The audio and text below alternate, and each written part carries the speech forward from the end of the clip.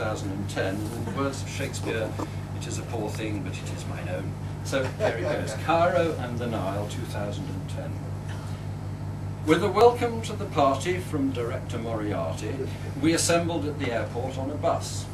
The group is quite eclectic, our itinerary hectic, a challenge for Albert to handle us. At the pyramids in Cairo, which were drawn by Albert's biro, we wondered at the grandeur of it all. But though some stooped to enter the largest structure's centre, how odd that Cheops' statue is so small. Abu Simbel showed us all that many statues are quite tall. The kings are most impressive, I confess. In Cairo's main museum there are mummies, pay to see 'em. The number of the daddies is much less. In Aswan we had a bunch of morning visits after lunch. Some sailed, some walked, and others took a ride. But halfway up the hill, Brown's camel felt quite ill, and they parted with harsh words on either side. A birthday drink with Fred was a welcome treat ahead, looked forward to throughout the afternoon. The first few days, the tonic and the gin were rather chronic, but just in time we got some Gordons, not Gordon. Then, by a papyrus shop, our tour bus made a stop. A brief chance for some shopping, we suppose. But Denise showed bonhomie for Aswan's economy. She bought the lot, there's nothing left, the shop is closed.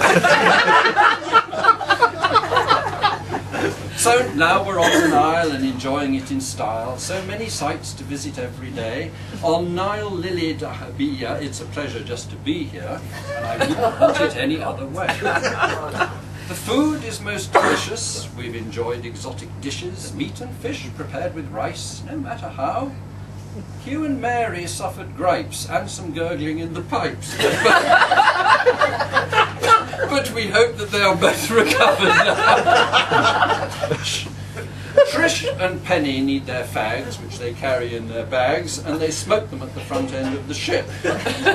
When you see the awful fug, you might assume it was the tug, but in the dark you can make out the glowing tip.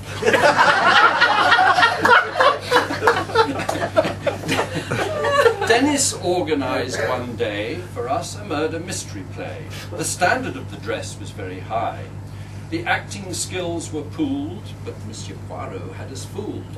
Gavin never guessed we did it, nor did I!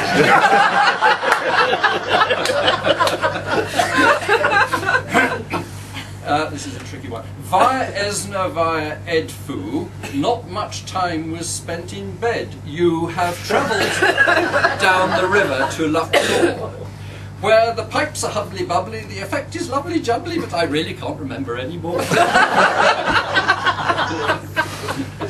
Temples brought to our attention are too numerous to mention, but we've seen them, it's a wonder they are there. The list of gods is long, and you may pronounce them wrong. If you forget them, you will have to ask Albert. In the Valley of the Kings, we saw some wondrous things. The tomb of Tutankhamun held no fears. But when we asked, where's Ptolemy, Albert called out, please follow me, he won't be dug up for 2,000 years. The day after tomorrow we shall reach the end in sorrow, as we bid a farewell, a fond farewell to Ace Study Tours. Mary, Albert and Christine, what a lovely team you've been. Moriarty, do your stuff, the floor is yours.